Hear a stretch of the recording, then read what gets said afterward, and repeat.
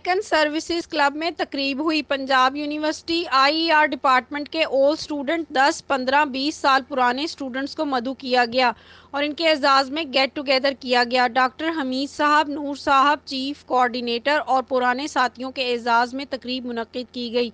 सैयद अहमद सैयद ने खसूसी तौर पर शिरकत की। समाजी कारकुन अदील शहजाद और चौधरी अब्दुल माजिद ने इस अमल को सराहा है। इस प्रोग्राम को ताउन किया है शाहीन ग्रुप ऑफ पाकिस्तान ने। बेरी का 100% छोटी और बड़ी मक्खी का शहद फिटनेस टॉनिक और एलोवेक्स ब्यूटी सोप दस्तयाब है। इस प्रोग्राम को ताउन किया है एलोवेक्स ब्यूटी सोप ने। आइए इनका पैगाम सुनते हैं। देखते रहिए उड़ान न्यूज़।